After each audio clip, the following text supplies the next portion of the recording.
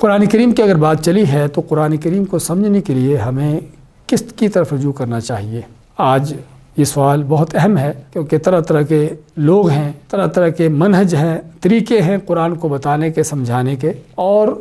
ہر آدمی اپنے اپنے منہج کے مطابق اپنی جماعت، پارٹی، مسلک جو بھی اس کا جس چیز سے تعلق ہے اسی کے مطابق قرآن کریم کی تفسیریں کر رہا ہے، اور یہ بہت خطرناک چیز ہے کہ جسے ہمیں جاننے کی، سمجھنے اور اس فتنے سے اپنے آپ کو محفوظ کرنے کی ضرورت ہے۔ تو قرآن کریم اللہ کا کلام ہے، کسی بندے کا کلام نہیں ہے کہ جس کو جو چاہے تفسیر اس کی دے دے، اس کا معنی کر دے۔ تو اس قرآن کریم کو سمجھنے کے لیے پھر ہمیں کیا چاہیے کہ سب سے پہلے ہم قرآن ہی کو دیکھیں کہ اللہ نے قرآن کریم کی ایک چیز کو کہیں پر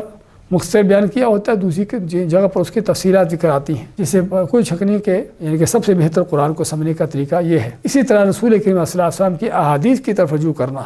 کیونکہ آپ صلی اللہ علیہ وسلم قرآن کے مفسر تھے، قرآن کے بیان کرنے والے تھے۔ لِتُبَيِّنَ لِلنَّاسِ مَا نُزِّلَ إِلَيْهِمْ، علامات ہے کہ تاکہ آپ لوگوں کے لیے وہ کچھ بیان کرو جو ان کی طرف نازل ہوا۔ تو آپ صلی اللہ علیہ وسلم نے اللہ کے اس حکم پر پورا عمل کیا اور لوگوں کو اس قرآن کی سمجھ بوجھ حاصل کرنے کے لیے اس کی تعلیمات دیں اور قرآن کی تفسیر کی۔ اور مزید یہ بھی کہ قرآن کے اوپر عمل پیرا ہونے کے لیے آپ صلی اللہ علیہ وسلم کی سنت کو دیکھنا کہ آپ نے وہ چیز کیسے کی ہے۔ ایک تو ہے قرآن کی تفسیر آپ سے معلوم کرنا، دوسرا اس پر عمل پیرا ہوتے ہوئے آپ صلی اللہ علیہ وسلم کا طریقہ دیکھنا کہ آپ نے اس چیز کو کیسے سمجھا اور آپ نے اس چیز پر عمل کیسے کیا، اور آپ صلی اللہ علیہ وسلم کی سنت بھی کیا ہے، وہ بھی اللہ کی وحی ہے۔ الا انی اوتیت القرآن ومثلہ معہ، آپ مانتے کہ خبردار جس طرح مجھے قرآن دیا گیا ہے اسی طرح اس کے ساتھ اور چیز یعنی سنت دی گئی ہے۔ تو اس لیے سنت کی بہت بڑی ضرورت ہے ایک مسلمان کو اپنی زندگی میں قرآن کے اوپر عمل کرنے کے لیے۔ تو اور یہ کہنا کہ قرآن ہی کافی ہے، سنت کی ضرورت نہیں، یہ سراسر جھوٹ ہے، اور ناممکن ہے کہ آدمی سنت کے بغیر جو ہے قرآن پر عمل پیرا ہو سکے۔